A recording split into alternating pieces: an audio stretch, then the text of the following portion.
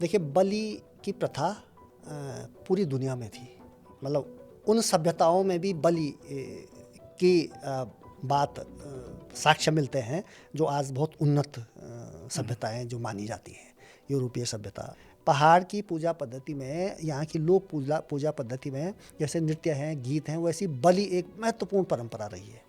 बलि का विधान कुछ समय पहले तक नवरात्रों में अष्टबलि होती थी, अठवाड़ बोलते हैं उसको। अठवाड़ होता था, तो अठवाड़ में भैंसे की बलि दी जाती थी और बकरों की बलि, 8 बलियाँ होती थी, अष्टबलि जिसको कहते हैं। अष्टबलि का प्राविधान तो उसमें भी है कि मानव बलि का यहाँ जिक्र पहाड़ों में हमें कहाँ, किस तरह की, किन जगहों पे मिलता है और कब तक मिलता है? एक उत्सव होता है बन्यात।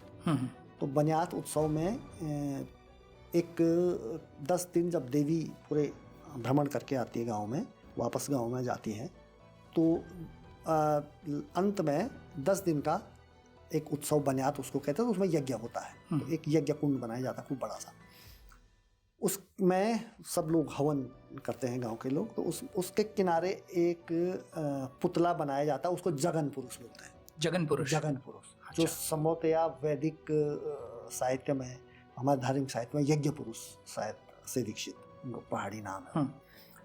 तो जब यज्ञ के अंत में फिर उस यज्ञ पुरुष की बलि दी जाती है, जगन पुरुष की बलि दी जाती है। नरसिंह को भी बलि चढ़ाने का विधान था, लेकिन तब बाद में क्या हुआ कि जो शाकाहारी के समर्थक लोग हैं, अहिंसा के समर्थक, धर्म में अहिंसा को और बलि के विरोध करने वाले जो एक वर्ग था, उसने फिर 2 तरह के नरसिंह की कल्पना की। एक दूधाधारी नरसिंह की, तो उसमें ये माना गया कि दूधाधारी नरसिंह जो है बलि नहीं लेता है। घर में क्यों नहीं मारता, वो देवता के नाम पर ही क्यों मारता है? तो देखिए, तो उसमें क्या होता है, उसमें सीधे सीधे इसका यह है कि घर में अगर मारेंगे चुपचाप आ गए तो मज़ा नहीं आएगा। जैसे कि जैसे आपको कहीं अच्छी सी पार्टी का कोई न्योता मिला तो आप तैयार होकर के जाते हैं, हम लोग फिट फाट। मतलब आज लोगों की आर्थिक स्थिति है कि उससे अच्छा खाना वो घर में बना सकते हैं, खा सकते हैं। भाई आप घर में भी तो बना सकते हैं, पार्टी में ही मज़ा क्यों आता है? सामूहिक रूप से बातचीत करते हुए, गाने के साथ, नए नए लोगों के साथ मज़ेदार तरीके से भोजन करना और अच्छा भोजन करना, अपने मन का भोजन करना, ये जो अभिलाषा है इंसान की, इसने इन उत्सवों के इन स्वरूपों का निर्धारण किया। फिर जब लोग सवाल उठाते हैं कि भाई यार देवता, फिर वो भैंस मांग रहा है देवता, मतलब बताओ देव, फिर उसकी ये व्याख्या होती है कि भाई अरे वो देवता नहीं, मैं उसके चाण बाणों को चाहिए होता है। तो चाणवाण एक शब्द गढ़ दिया गया कि देवी को नहीं, भाई देवी के जो चाणवाण है उनको चाहिए होता है। एक दो तीन ऐसी नंदाष्टमी की वार्षिक यात्राओं में गया जहाँ बकरियां बलि दी जाती है, ऊपर बुग्यालों में भी देवता। तो ऐसी पहले राजात में भी रहा होगा, क्योंकि ऐसा हुआ होगा कि सब जगह 2 सिंह का मेढ़ा था। राजा ने बोला होगा भाई अब राजा है तो कोई विशेष तो करना ही हुआ, 4 सिंह के मेढ़े की आदेश दिया होगा उसने। जो हमारे वेद हैं तो इनमें भी मांसाहार और तमाम संकेत मिलते हैं, मांसाहार उनका जिक्र मिलता है, उनका जिक्र मिलता है। क्योंकि पशु बलि ही एक ऐसा विधान है जिसमें ये धार्मिक समर्थन भी उसको है और लोक का समर्थन।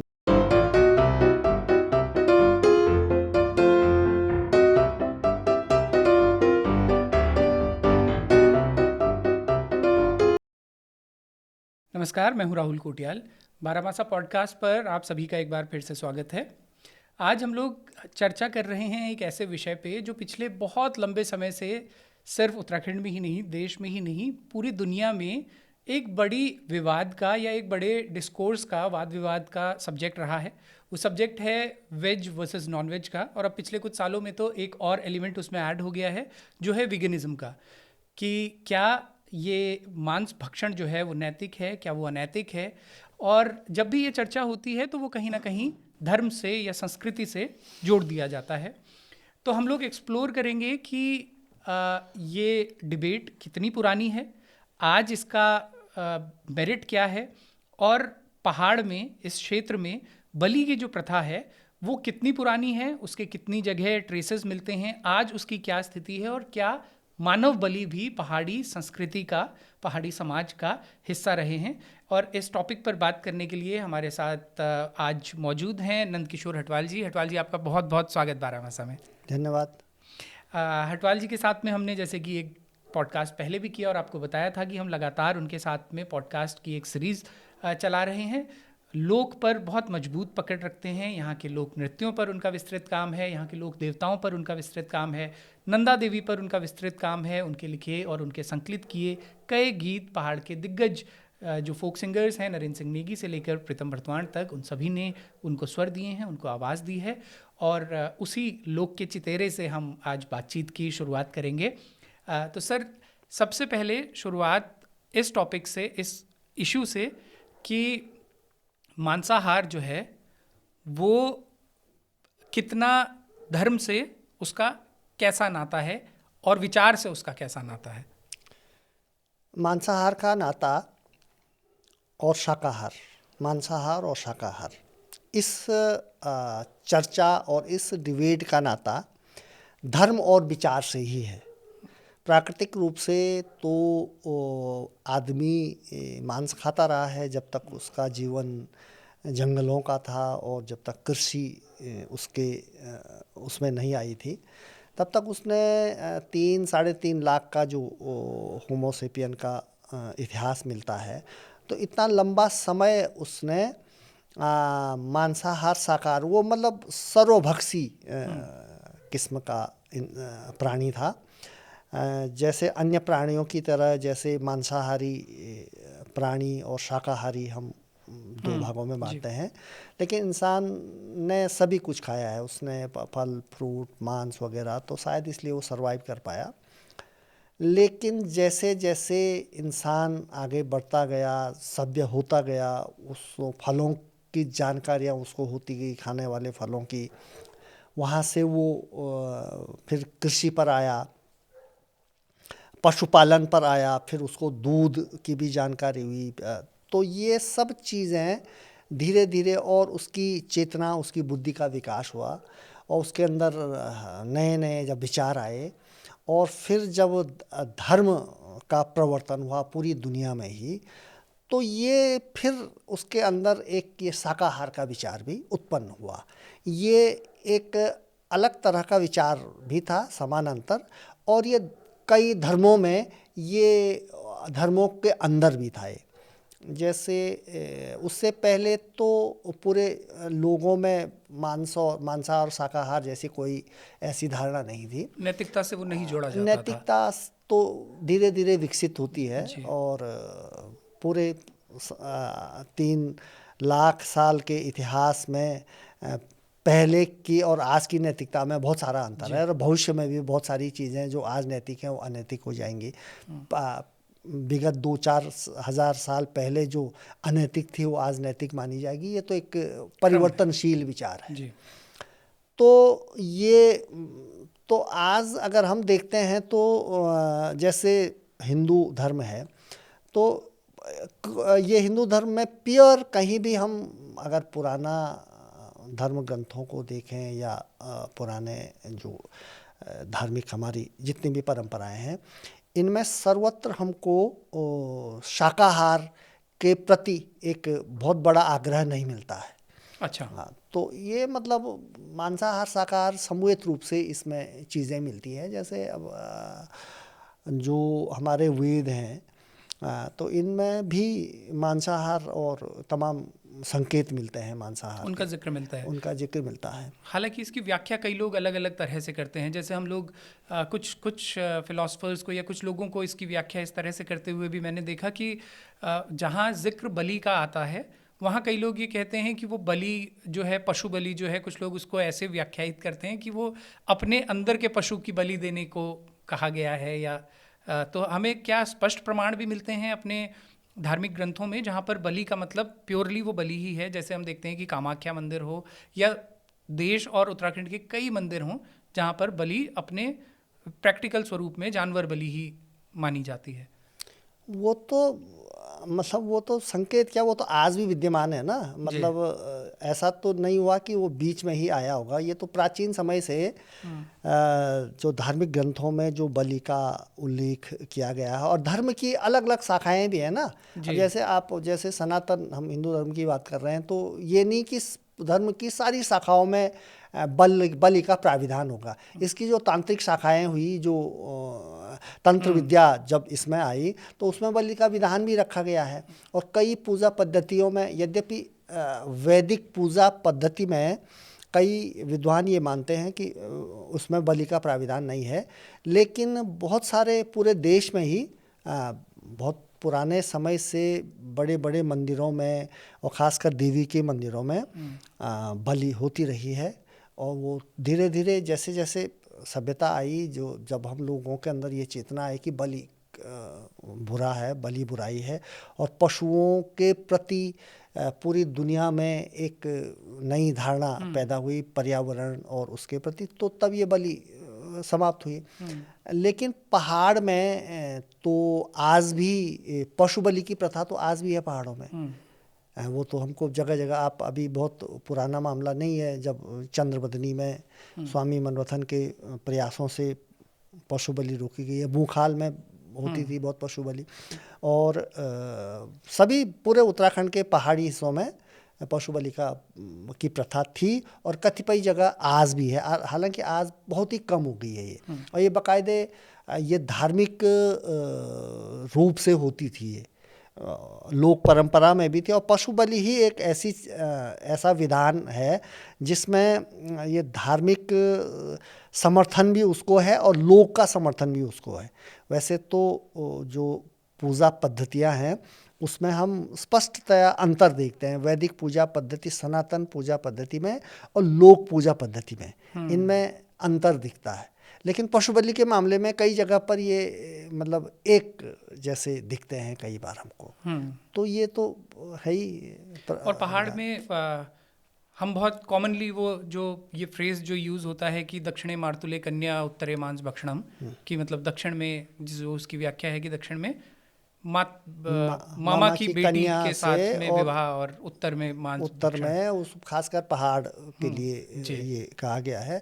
संभवतया अब जैसे पहाड़ में बहुत पहले तो इसका कोई इस तरह का वो नहीं है स्पष्ट सा कि मैदान से लोग जब पहाड़ में आए होंगे तो हो सकता है जैसे पहाड़ के लोग मांस खाते थे, खासकर ब्राह्मणों में, मतलब जो क्षत्रिय वर्ग है उनको तो परंपरागत रूप से और धार्मिक रूप से संभवतया मांस खाने की एक छूट थी क्योंकि वो मार्शल रेस होती थी। लेकिन ब्राह्मणों में क्योंकि मैदानों में शाकाहार का चलन हो गया था और वहाँ पे ब्राह्मण नहीं खाते थे मांस, तो इसलिए संभवतः पहाड़ों में सभी लोग खाते थे। तो शायद इस टिप्पणी से उन्होंने अपना बचाव किया है। तो ये श्लोक अस्तित्व में आया, गढ़ा हुआ लगता है मुझे। कई बार मुझे नहीं पता कि ये किसी ग्रंथ में इसका उल्लेख है, लेकिन वो अपने भोजन को अपनी सुविधा के लिए शायद ये गढ़ा हुआ है। और लेकिन ये पहाड़ में यहाँ के भूगोल और यहाँ की कृषि और यहाँ के वातावरण में उनकी ज़रूरत रही है। ये सरवाइव करने के लिए पहाड़ों में मांसाहार जरूरी था। और ख़ासकर कई बार जैसे मुझे लगता है कि जैसे अगर इतिहास की हम इस थ्योरी को सही मानते हैं कि मैदान से 9वीं 10वीं 11वीं सदी में लोग आए हैं पहाड़ों की तरफ, जैसे इतिहास में हम पढ़ते हैं कि जो यहाँ के राजपूत और जो ब्राह्मण जातियाँ हैं ये मैदानी भागों से आई है। तो ज़रूरी नहीं कि उस वक्त जहाँ से वो आए वहाँ शाकाहार का चलन आ गया हो सकता है उस दौर में मांस खाते हों।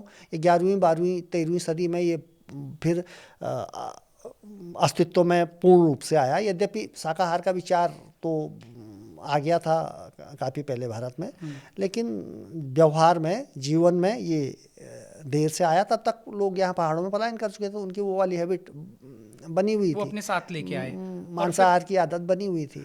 और फिर पहाड़ का जो भूगोल था उसने भी उनको इस तरह से बांधे रखा कि वो कंटिन्यू करें। अब आप देखिए ना, अब आप कृषि की स्थितियों को देखिए, मैदानी भागों की तुलना में आप उत्तराखंड में ही जो मैदानी इलाके हैं वहाँ की कृषि और पहाड़ों की कृषि में आप देखिए अंतर है। मतलब बहुत ज़्यादा कृषि उत्पाद नहीं होते हैं पहाड़ों में, बहुत मुश्किल सा होता है। और फल उगाने की भी कोई बहुत समृद्ध परंपरा नहीं रही है। तो यहाँ पर जीवन जीने के लिए और न्यूट्रिशन की ज़रूरत, पोषकता की ज़रूरत मैदानों से पहाड़ में ज़्यादा होती है। बहुत ज़्यादा चलना उतरना, परिश्रम करना, लकड़ी ईंधन के लिए आज भी मतलब न्यूट्रिशन नहीं मिलता है। और दूसरी बात यह है कि फिर भौगोलिक चीज़ें हैं, ठंडा है।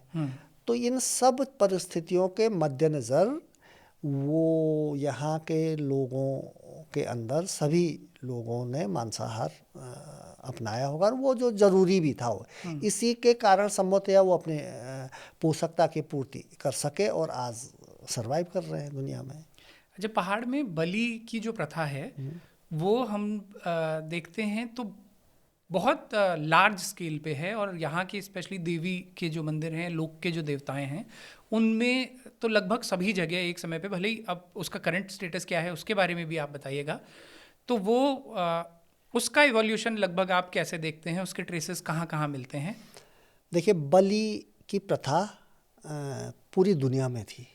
मतलब उन सभ्यताओं में भी बलि की बात साक्ष्य मिलते हैं जो आज बहुत उन्नत सभ्यताएं जो मानी जाती हैं, यूरोपीय सभ्यता या अंग्रेज उसमें भी।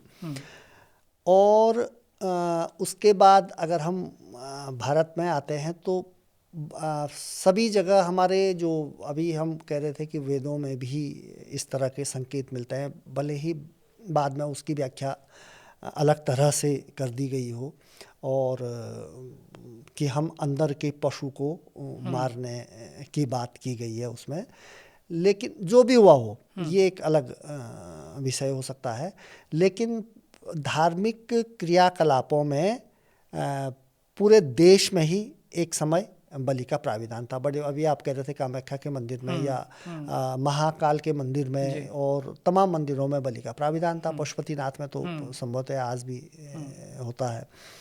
और लेकिन अब जैसे बलि के खिलाफ एक चेतना, तो ये मैदानों में ज़रा जल्दी आ गई, तो वहाँ पर जल्दी रुक गई। वहाँ पे फिर जो अंग्रेज़ों ने बलि को वहाँ पे समाज सुधार और सामाजिक जो अंधविश्वास है उनकी मुक्ति के आंदोलन जल्दी आ गए।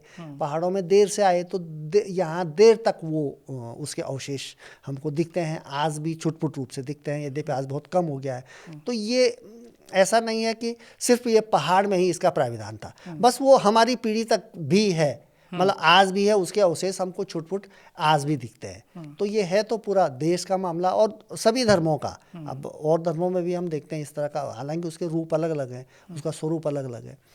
तो पहाड़ों में हमारे देखने तक भी पूरे मतलब खासकर देवी के मंदिरों में तो बलि का प्रावधान था। सभी यहाँ पर लगभग मेरी जानकारी में तो लगभग सभी देवता बलि की पूजा होती है। मतलब वो बलि पूजा पद्धति में, पहाड़ की पूजा पद्धति में, यहाँ की लोक पूजा पद्धति में जैसे नृत्य हैं, गीत हैं, वैसी बलि एक महत्वपूर्ण परंपरा रही है, बलि का विधान। तो ये है।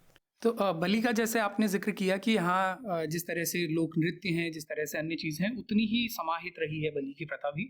और कई जगह हम देखते हैं कि मानव बलि का भी ट्रेसेस मिलते हैं, जिक्र मिलते हैं पहाड़ में। उस पर हम अभी इसके बाद आगे विस्तार से बात करेंगे। लेकिन उससे पहले जो यहाँ के बड़े मेले हैं, बड़े आयोजन हैं, बड़ी धार्मिक यात्राएं हैं, विशेष तौर से जैसे नंदा देवी की यात्रा है, तो कई जगह अब हम ये देखते हैं कि एक तरफ ये नैरेटिव है कि 9 दिनों के लिए जब नवदुर्गा की पूजा होती है उस दौरान बिल्कुल ही मांस भक्षण जो है बंद कर दिया जाता है। और अब तो रैलीज भी निकलने लगी हैं कि उस दौरान पूरे शहर की मीट की दुकानें भी बंद करवा दी जाती हैं।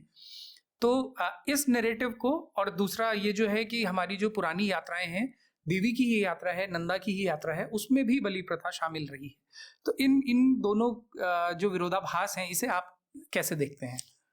देखिए, जैसे शुरू में ही आपने भी कहा और हमने भी कहा कि मांसाहार एक आदमी का प्राकृतिक आचरण है जी। प्रकृति में वो कई लाखों साल तक उसने मांस खाया है, आखेट करता था वो, और फिर बाद में जा कर के उसको दूसरी चीज़ें खाने को मिली। और शाकाहार एक विचार है, मतलब जब वो सभ्य हो गया, उसको बहुत सारी चीज़ें मिली, उसके अंदर चेतना आई, अहिंसा के विचार आए, धार्मिक विचार आए, धर्म का प्रवर्तन हुआ, तो तब उसी दौर में, उसी चिंतन और चेतना के दौर में एक ये विचार भी आया कि यार हिंसा नहीं होनी चाहिए, और हिंसा नहीं होनी चाहिए तो इसका मतलब ये हो, हिंसा तब नहीं होगी जब शाकाहार होगा, और चीज़ों में भी हिंसा ना हो। तो इस तरह ये शाकाहार का विचार आया, बाद में आया। और अब मैदानों में, जैसा मैंने शुरू में कहा कि ये जल्दी आ गया, तो यहाँ पर फिर ये हुआ कि दशहरे में क्यों देवियों को तो बलि चढ़ती थी, फिर इस विचार के तहत जो नवीन विचार है, और ये आज के समय में अगर हम आधुनिक दौर की बात करें तो इसमें इसको हम अच्छा भी मान सकते हैं, ऐसा नहीं है कि तो यहाँ पर आ गया शाकाहार। लेकिन पहाड़ों में तो देर से ये चीज़ें आई ना, तो वहाँ पे तो चलता ही है। लेकिन आज के दौर में अगर हम देखें तो दशहरे में देवी की पूजा होती है, नवरात्रे होते हैं पहाड़ों में सब जगह। तो अभी कुछ समय पहले तक नवरात्रों में अष्टबलि होती थी, अठवाड़ बोलते हैं उसको, अठवाड़ होता था। अठवाड़ में भैंसे की बलि दी जाती थी और बकरों की बलि, 8 बलियां होती थी, अष्टबलि जिसको कहते हैं। अष्टबलि का प्राविधान तो उसमें भी है जी। और ये 8 बलियां प्रत्येक दिन एक बलि होती थी या 8वें दिन एक साथ 8 बलि का प्रावधान था, किस तरह से? ये 8वें दिन भी था, अलग अलग तरह से करते थे। अच्छा। लेकिन जैसे 8वें दिन एक भैंसा और उसके साथ 8 बलियां होती थी। कुछ बलि 1-2 बलियां पहले हो जाती थी, कुछ और अलग अलग तरह से होती थी, एक उसकी प्रक्रिया थी एक पूरी।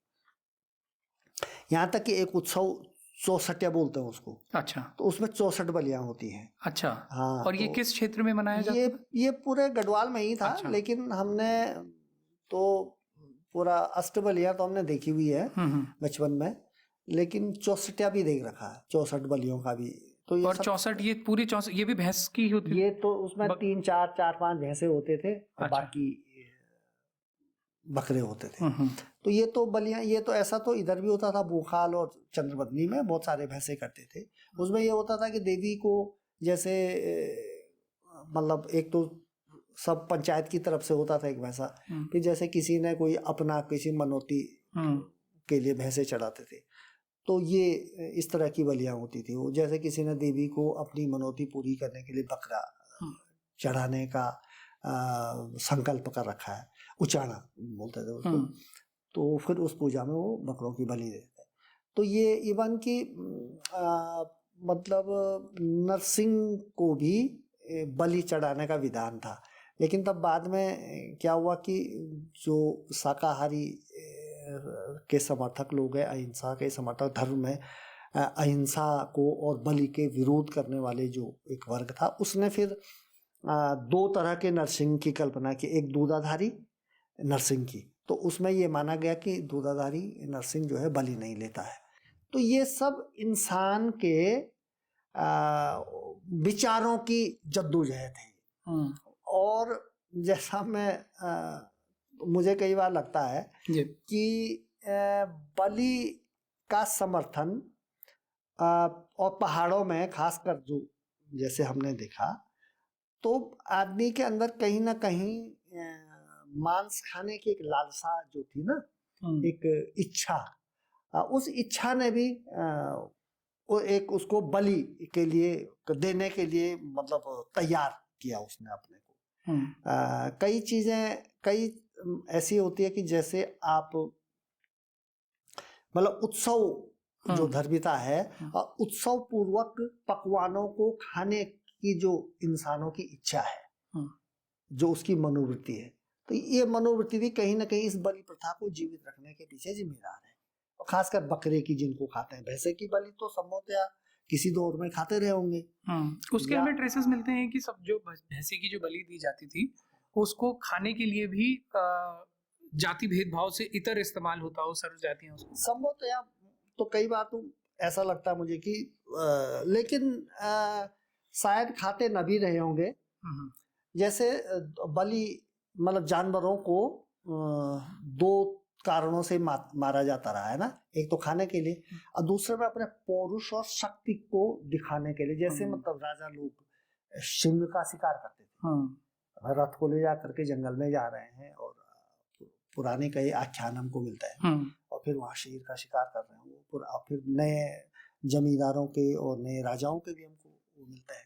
तो एक तो इसके लिए अपने पौरुष को दिखाने और के अपनी लिए समृद्धि को और अपने शक्ति को दिखाने के लिए। जैसे अरुणाचल अभी कुछ समय पहले हम गए थे तो वहां पर मिथुन जो जानवर होता है लगभग भैंसे जितना बड़ा, उसकी बलि का प्रावधान है और वो लोग मिथुन का जो सर होता है उसका स्कल जो होता है उसको अपने घर के बाहर वाली दीवार पर लगा दिया जाता है।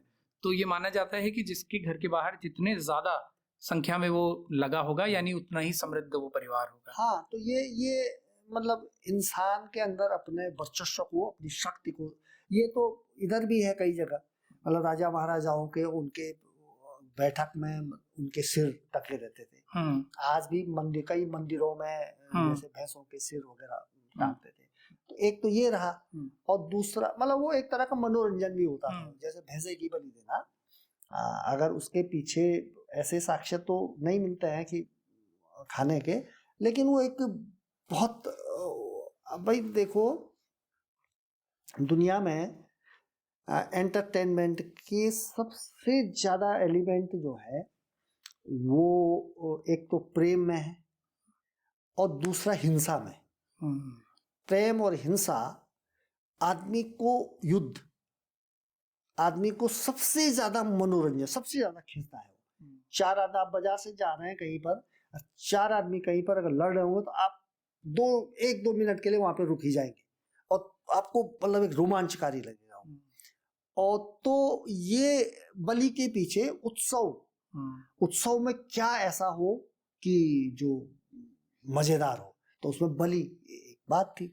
मतलब वो एक हमारा मनोवैज्ञानिक वो भी है ना आदमी का कि वो हिंसा, मार काट, इसके पीछे उसको एक आनंद की अनुभूति होती है इसको देखने से। मतलब यूरोपीय देशों में तो वो जो होते थे जिनको एलिगेटर क्या बोलते थे उनको, ग्लैडिएटर्स जो आपस में जो गुलाम लड़ाए जाते थे, फिर उनमें से जो हारेगा उसको शेर को खिलाना। तो हिंसा कहीं ना कहीं हमारे जो मनोरंजन की जो इंसान के अंदर जो भूख होती है, उसकी जरूरत होती है मनोरंजन की, वो जरूरत उसको इस तरह के अजीब से काम करने को प्रेरित करती है। उस पे एक तरह का ये कारण भी होता है। मतलब हमारी मनोरंजन की भूख ने, उत्सव धर्मिता ने, इंसान की उत्सव धर्मिता ने मतलब बहुत हमारी सभ्यता को एक शेप देने में, एक सभ्यता के निर्धारण में बहुत बड़ा हाथ है इसका। जैसे प्रेम का, वैज्ञानिक विकास का माना जाता है ना, आविष्कारों का और इन तमाम चीजों का, आजीविका का। इसी तरह मतलब मनोरंजन का इंसान के अंदर जो आनंद प्राप्त करने की, जो मानसिक आनंद प्राप्त करने की जो एक चाहत होती है, उस चाहत ने भी बलि के विधान को जिंदा रखा। मतलब अब 64 में बहुत मजा आता है। फिर जो मारते हैं बागी को जो लोग, तो वो उनको भी एक वीरता का एहसास होता है। बागी यानी वो भैंस जिसकी बलि दी जाए, नर बागी बोलते हैं। तो एक तो ये रहा कारण। दूसरा वो भोजन, मतलब बकरे की बलि, तो कहीं ना कहीं मतलब एक मांस खाने की एक इच्छा गांवों में, पहाड़ों में दूसरा कोई और तरीका नहीं होता था मांस खाने का। अब एक परिवार में अगर मांस खाने की किसी की इच्छा हो रही है तो वो सिर्फ उसके लिए बकरा नहीं मार सकता ना। और फिर वो मतलब अपने, असल में आदमी को कई बार अपने आप भी तैयार करना पड़ता है, अपने आप को भी। जैसे अगर हम आधुनिक जीवन की बात करें, आज के जीवन के, आप और हम जिस तरह से शहरों में जी रहे हैं। जी। हमारे अंदर भी एक उत्सव धर्मिता है, लेकिन हमारी ये उत्सव धर्मिता हम शादियों में जाते हैं, पार्टी में जाते हैं तो वहाँ पूरी हो जाती है। तो अब आप देखिए, एक बार कई लोग मुझसे ये पूछ रहे थे कि यार ये उत्सव धर्मिता, तो ये तो आप ऐसी बहस में कि आप गलत कह रहे हैं, तो अगर उसको खानी होती तो घर ही में मार देता। घर में क्यों नहीं मारता, वो देवता के नाम पर ही क्यों मारता है? तो देखिए, तो उसमें क्या होता है, उसमें सीधे सीधे इसका यह है कि घर में अगर मारेंगे चुपचाप अगर तो मजा नहीं आएगा। जैसे आपको कहीं अच्छी सी पार्टी का कोई न्योता मिला तो आप तैयार होकर के जाते हैं, हम लोग को फिट पार्ट, मतलब आज लोगों की आर्थिक स्थिति है कि उससे अच्छा खाना वो घर में बना सकते हैं, खा सकते हैं। भाई आप घर में भी तो बना सकते हैं, पार्टी में ही मजा क्यों आता है? सामूहिक रूप से बातचीत करते हुए, गाने के साथ, नए नए लोगों के साथ मजेदार तरीके से भोजन करना और अच्छा भोजन करना, अपने मन का भोजन करना, ये जो अभिलाषा है इंसान की, इसने इन उत्सवों के इन स्वरूपों का निर्धारण किया। ये सब, ये देवता तो फिर एक बहाना है। देवता ने क्यों मांगा? अब फिर नई नई व्याख्याएं भी की। हमारे लोक में फिर जब लोग सवाल उठाते हैं कि भाई यार देवता, फिर वो भैंस मांग रहा है देवता, मतलब बताओ देव, तो फिर उसकी ये व्याख्या होती है कि भाई अरे वो देवता नहीं, मैं उसके चाण बाणों को चाहिए होता है। वो चाण बाण एक शब्द गढ़ दिया गया कि देवी को नहीं, भाई देवी के जो चाण बाण है उनको चाहिए होता है। लेकिन मूल में, इसके मूल में इंसान का ये वाला मनोविज्ञान है। अब अगर उसको, अब आज धीरे धीरे क्या हो रहा है कि मांस उपलब्ध होने लग गया है। मतलब अब आपको जा रहे हैं लोग बाजारों में, मीट ला रहे हैं, अपनी सुविधा अनुसार खरीद के लिए। तो अब आज वो चीज ज्यादा हावी नहीं है। मतलब आप सामूहिक रूप से ही बलि दें या उस तरह का जो पुराण। और फिर आपने देखा होगा कि वही पहाड़ी आदमी जो बलि का बड़ा समर्थक होता होगा कि भाई अब करेंगे, भाई ऐसा बकरी मारेंगे, वो करेंगे, वही जब मैदानों में आता है तो यहाँ तो नहीं करता हो, या उसके मन में नहीं आती चीजें। शहरों में आता है तो अच्छी नौकरी उसको मिल जाती है, जिन भी लोगों को ठीक ठाक नौकरी मिलती है बाजार में आ जाते हैं, दूसरी तरह का जीवन जीने लगता है, उनके अंदर से वो इच्छाएं, वो जरूरतें वो खत्म हो जाती हैं। तो ये मूल रूप से ये स्थानीय और समय की जरूरत थी। तो ये इसके पीछे एक चले, इसके पीछे का मनोविज्ञान तो आपने बहुत बहुत अच्छे से एक्सप्लेन किया, बहुत लोग उस तर्क को स्वीकार करेंगे। और लेकिन हम लोग पहाड़ के लोक में कहाँ कहाँ ऐसा पाते हैं, और जैसा कि मैंने नंदा देवी का ही उदाहरण दिया, तो चौसुंगिया खाडू का जो वो है, क्या उसके पीछे भी, मतलब वो चौसुंगिया खाडू भी खाने के लिए ही इस्तेमाल होता रहा है था? अब मुझे ऐसा लगता है जैसे उसके कुछ अवशेष मिलते हैं। जैसे असल में राज जात का जो जन्म हुआ, राज जात का जो विकास हुआ, वो लोक जात से हुआ है। वार्षिक जात जिसको हम कहते हैं, जो हर वर्ष होती है, वो उत्तराखंड में हर वर्ष भादो महीने की शुक्ल पक्ष की जो अष्टमी तिथि होती है उसको नंदा अष्टमी कहते हैं।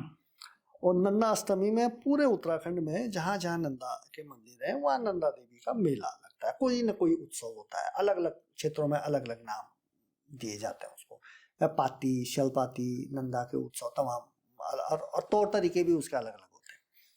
इन्हीं तौर तरीकों में एक है कि यात्रा करना। नंदा देवी के मंदिर से प्रत्येक क्षेत्र, नंदा देवी कतिपय क्षेत्रों में, मतलब जैसा मैंने कहा ना कि नंदा देवी की पूजा की बहुत विविध परंपरा रही है।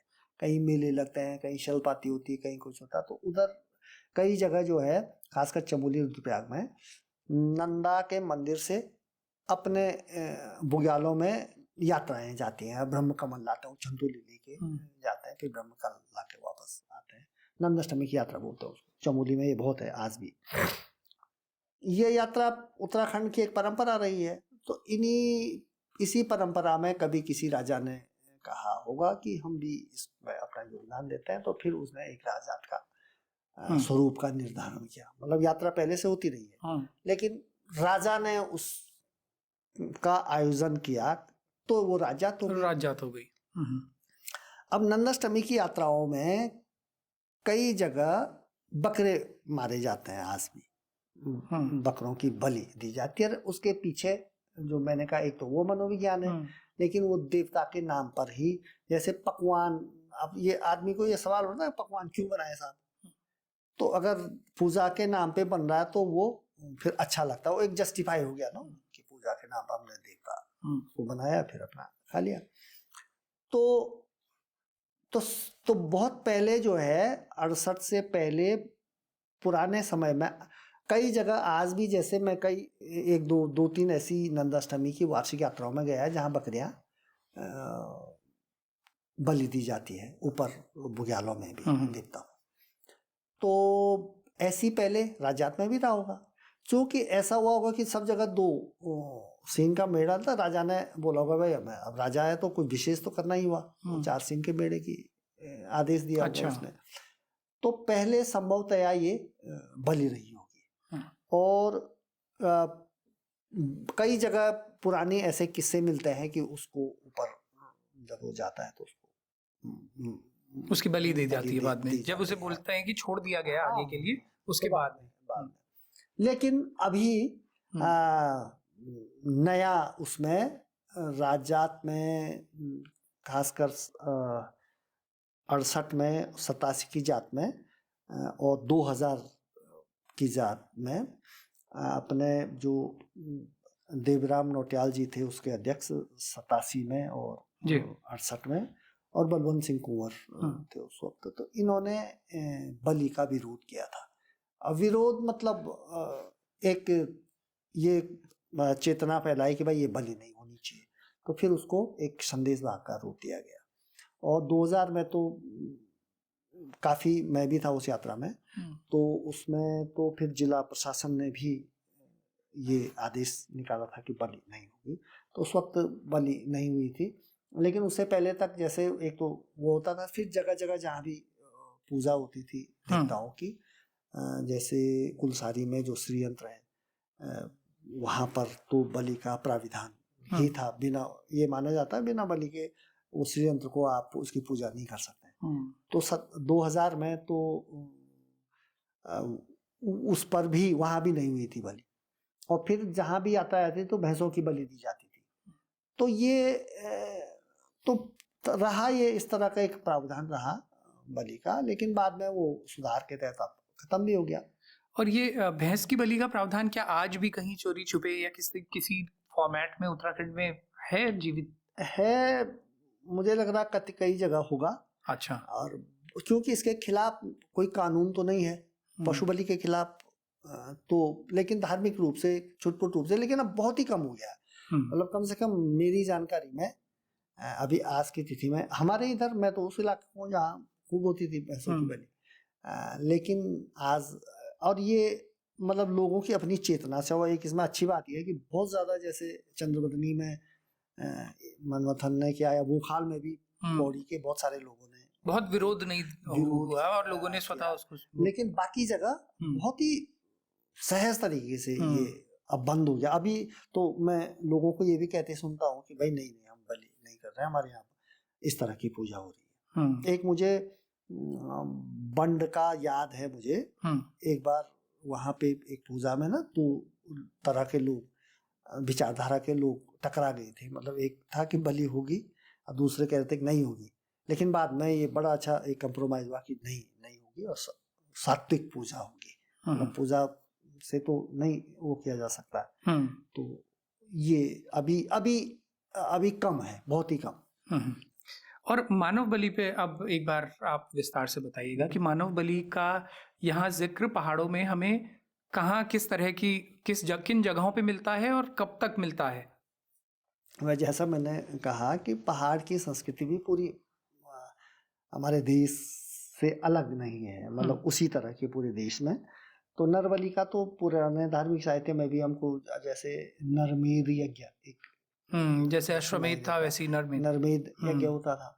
फिर पुरानी बहुत सारी धार्मिक कथाओं में भी हमको मनुष्य की बलि के संकेत मिलते हैं, भले वो कोई राक्षस के नाम पे मिलते हो। जैसे महाभारत की एक कथा है ना, वक नाम का कोई राक्षस था। तो जब ये लोग पांडव लोग वनवास में थे तो कहीं रुके हुए थे वो, तो वहाँ पे फिर वहाँ पे ये था कि जो वक नाम का राक्षस था उसको प्रतिदिन एक मनुष्य की बलि चाहिए थी, एक मनुष्य, नहीं तो वो सबको मार देता। फिर एक बार बारी आई एक महिला की, उसका बेटा को जाना था राक्षस को, लेकिन फिर भीम ने उसको कहा, उस महिला को, कि तुम चिंता मत करो, मैं जाऊंगा उस राक्षस के पास और वो मुझे मारेगा। तो मैं उससे, फिर वो गया, भीम गए वहाँ, तो भीम का उससे युद्ध हुआ तो भीम ने उसको मार दिया।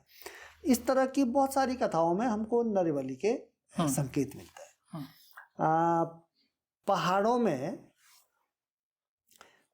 में भी इस तरह के कथाओं में, किस्सों में और कुछ प्रक्रियाओं में उसके अवशेष हमको आज भी दिखते हैं। जैसे कई किताबों में भी इसके उल्लेख हैं, नरबलि के उल्लेख मिलते हैं, जैसे बहुत सारी पूजा प्रक्रियाओं में। जैसे एक उत्सव होता है बन्यात, तो बन्यात उत्सव में एक 10 दिन जब देवी पूरे भ्रमण करके आती है गांव में, वापस गांव में जाती है, तो अंत में 10 दिन का एक उत्सव बन्यात उसको कहते हैं, तो उसमें यज्ञ होता है। तो एक यज्ञ कुंड बनाया जाता है खूब बड़ा सा, उसमें सब लोग हवन करते हैं गांव के लोग। तो उसके किनारे एक पुतला बनाया जाता है, उसको जगन पुरुष बोलते हैं। जगन पुरुष अच्छा। जो संभवतया वैदिक साहित्य में, हमारे धार्मिक साहित्य में यज्ञ पुरुष शायद से दीक्षित पहाड़ी नाम है। तो जब यज्ञ के अंत में फिर उस यज्ञ पुरुष की बलि दी जाती है, जगन पुरुष की बलि दी जाती है। तो उसके बारे में लोग ये बताते हैं कि पहले, काफी पहले ये जो है नरबलि होती थी, और ये नरबलि बाकायदे राजाओं द्वारा समर्थित बलि थी। सत्ता का भी इसको समर्थन था, क्योंकि इसको वो अपने राज्य में अरिष्ट, बुरी शक्तियों को समाप्त करने के लिए, अरिष्ट के खत्म करने के लिए इसको जरूरी मानते थे धार्मिक रूप से।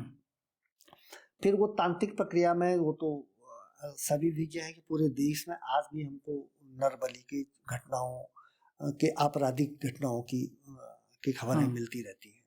तो ये कहीं ना कहीं हमारे उसमें एक कुप्रथा के रूप में, तो धार्मिक परंपराओं में भी बुरी परंपराओं का भी समावेश हो जाता है ना, सभी में है वो। तो ऐसे पहाड़ों में भी था, वो जो कुप्रथाएं थी वो यहाँ भी चलन में थी।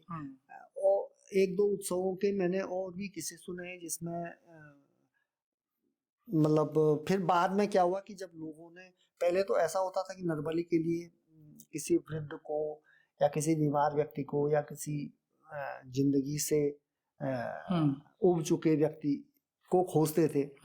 फिर बाद में जैसे जैसे समय अच्छा आया, लोगों में थोड़ी सी जीने की इच्छा बलवती होने लगी, तो फिर लोगों का मिलना बंद हो गया। फिर कई बार ऐसे भी उल्लेख मिलते हैं कि लोग फिर बच्चों का या किसी का अपहरण भी कर देते थे। अच्छा। फिर बाद में जब ये भी हुआ, फिर कानून भी बना, अंग्रेजों ने इसके खिलाफ कानून बनाए। तो बाद में फिर ये वो जो जगन पुरुष का विचार आया कि उससे फिर ये नारियल फोड़ना या मुर्गे की बलि देना, फिर बकरे की उसकी जगह में बलि देना, ये उसका सब्स्टिट्यूट के रूप में माना गया है। अच्छा, जैसे हाँ, एक कथा जैसे माधो सिंह भंडारी की ही कथा बड़ी प्रचलित है कि उन्होंने अपने बेटे की बलि दी थी उसके लिए। और जैसे आपने बनियाद का उदाहरण दिया, ऐसे ही कुछ और गिने जा सकते हैं या याद आते हैं कुछ इस तरह के उत्सव या कुछ तरह, लेकिन थोड़ा उनका जिक्र करना अच्छा नहीं है। लोग वो तो पर्टिकुलर किसी गांव में होते हैं ना। अच्छा। अभी अच्छा देखो, ये एक ऐसी चीज है, एक बार मैं एक किस्सा जी 2000 की रात है, मैं काफी बहस हो रही थी कि बलि होनी चाहिए या नहीं होनी चाहिए। तो एक पूरा वर्ग था, खासकर जो राज्य समिति है वो बलि के विरोध में थी। और बाकी स्थानीय तौर पर बहुत सारे लोग ये कह रहे थे कि भाई बलि होनी चाहिए, हम हमारा देवता है तो हम बलि करेंगे। ये इस तरह का एक वैचारिक मतभेद हो रहे थे। हम लोग भी थे यात्रा में, हम लोग बलि के विरोध में थे, कुछ साथी लोग। ऐसी कुलसारी में बड़ी शाम को जब हम पहुंचे तो बड़ी गर्म थी चर्चा।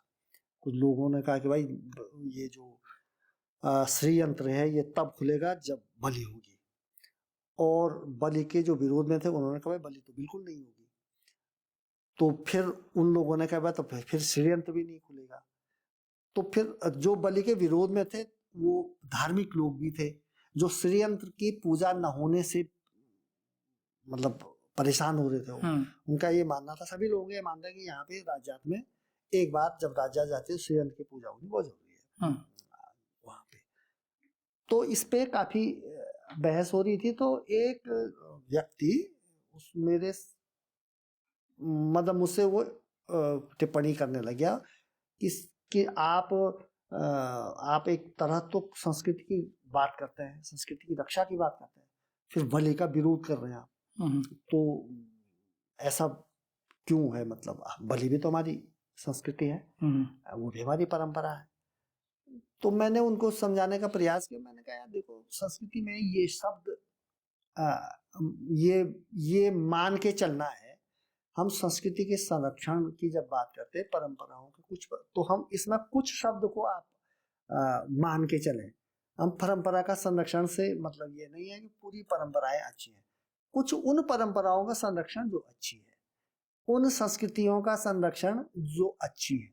जो बुरी चीजें है वो इनमें उसका ध्वस्तीकरण भी शामिल है। मतलब हम जब किसी चीज के जैसे हम मकान को बेहतर बनाने की जब बात करते हैं, सुंदर अपना रहन सहन बढ़िया सा मकान सब साफ सफाई करते हैं, तो उसमें डेंट पेंट फर्नीचर लाने के साथ कुछ हम पुराने को फेंकते भी है ना। वही समाज भी है।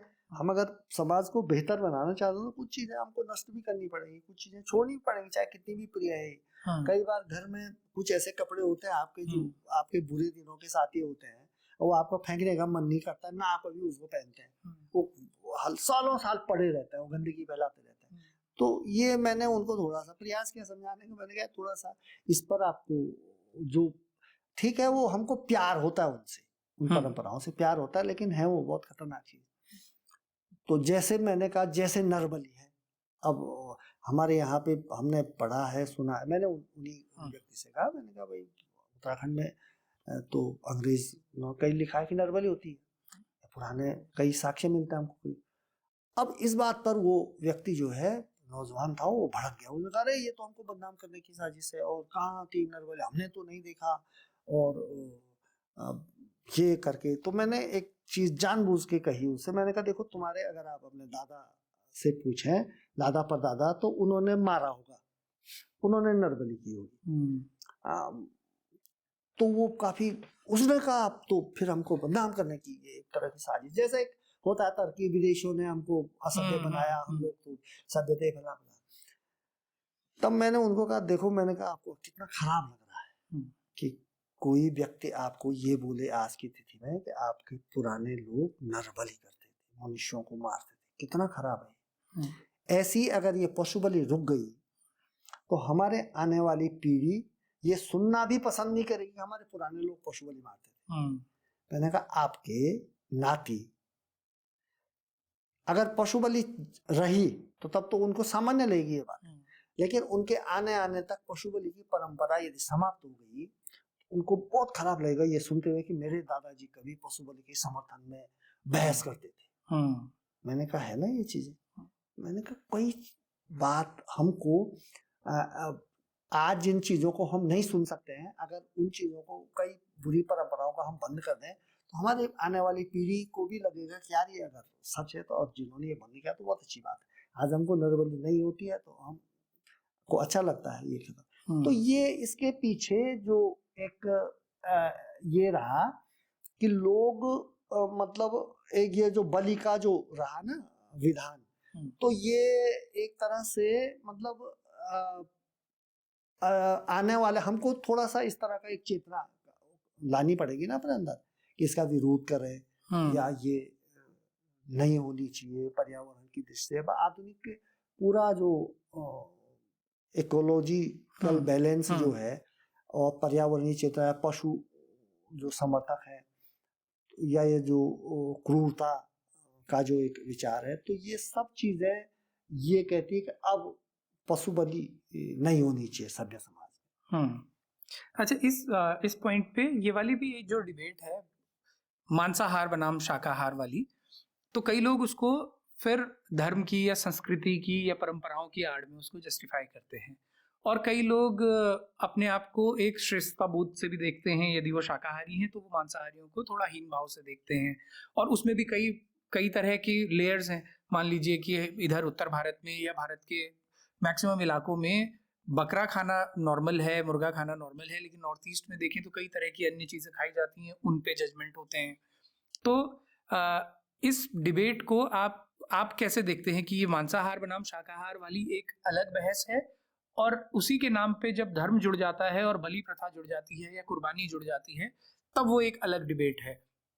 तो मेरे ख्याल में तो ये भोजन पर डिबेट होनी ही नहीं चाहिए, फूड हैबिट का। जैसे आज के समय में, आज से 50-100 साल पहले जब ग्लोबलाइजेशन नहीं था, हम पहाड़ के लोग, चमोली के लोग ये नहीं जानते थे कि पिथौरागढ़ में क्या हो रहा है।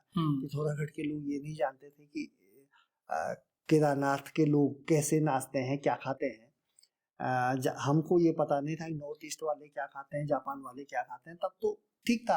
लेकिन आज की दुनिया पूरा एक विलेज में तब्दील हो गई है। आज छोटी छोटी सूचनाएं हमारे पास हैं, सब चीज़ों की, खाने की, पीने की, नाचने की, सारी चीज़ें हैं।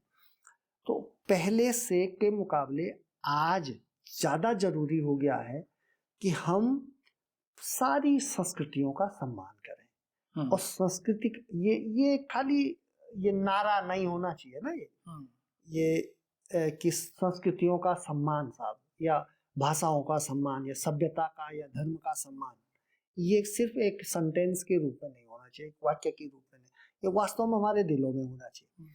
और संस्कृति का एक अहम हिस्सा है भोजन।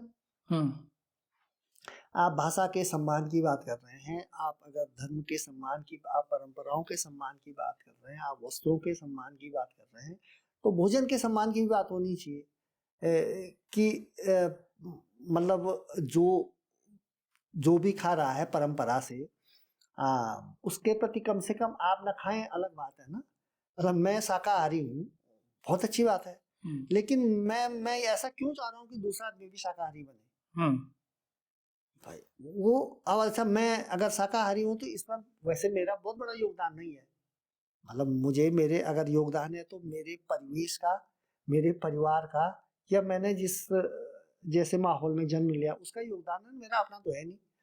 तो उसी तरह जो व्यक्ति मांसाहार कर रहा है, तो हम उसके बारे में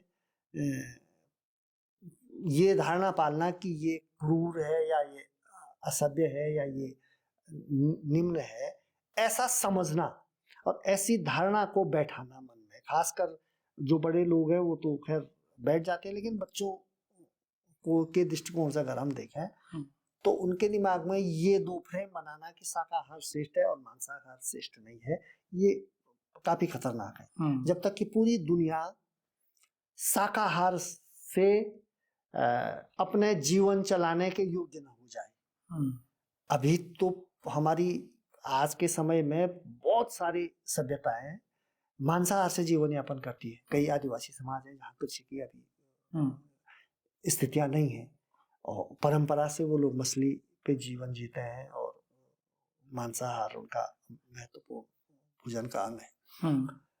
तो ये डिबेट और ये जबरदस्ती भोजन, जैसे मैं नहीं चाहता हूँ कि कोई मुझ पर ये दबाव बनाए कि मैंने कैसे कपड़े पहनने हैं या मुझे कौन सी भाषा प्रयोग करनी है, वैसी मुझे क्या खाना है,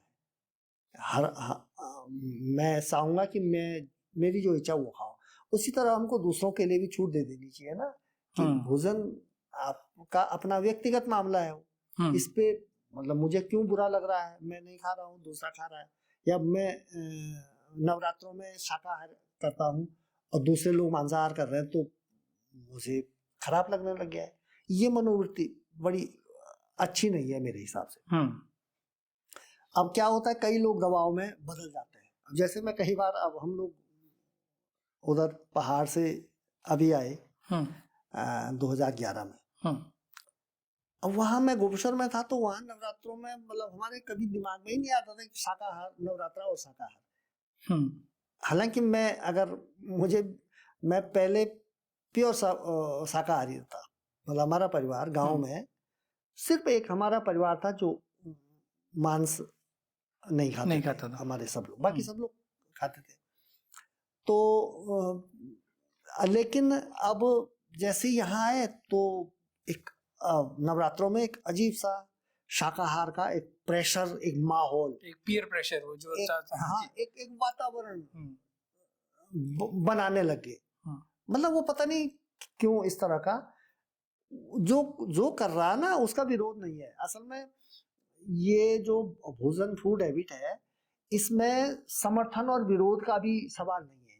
जैसे कई लोग पूछते हैं ना कि आप शाकाहार का समर्थन करते हैं, तो मैं अगर ये बोलूं कि हाँ मैं शाकाहार का समर्थन करता हूँ, तो इसका अर्थ ये निकल जाता है कि मैं मांसाहार का विरोधी हूँ। जबकि ऐसा नहीं होना चाहिए। मतलब ठीक, आप शाकाहारी हैं बस, आप मांसाहारी हैं बस, इतना काफी है। विरोध या समर्थन ये गलत है फूड हैबिट का। जब तक कि आदमी वो खुद उसके ऊपर उसको विकल्प मिलना चाहिए ना, उसको छूट मिलनी चाहिए कि वो क्या अपनाए स्वास्थ्य के कारणों से।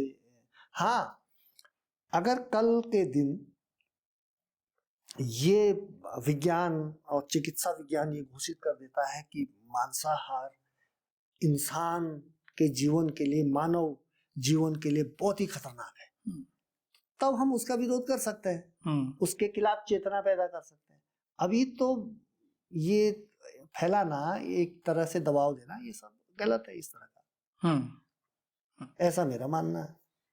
ठीक है, इस नोट पे इस पॉडकास्ट को रैप करते हैं। आपका बहुत बहुत शुक्रिया सर, आपने डिटेल में हम लोगों को इस टॉपिक पे इतने विस्तार से उदाहरणों के साथ में एक्सप्लेन किया। आपका बहुत बहुत शुक्रिया इस पॉडकास्ट में शामिल होने के लिए।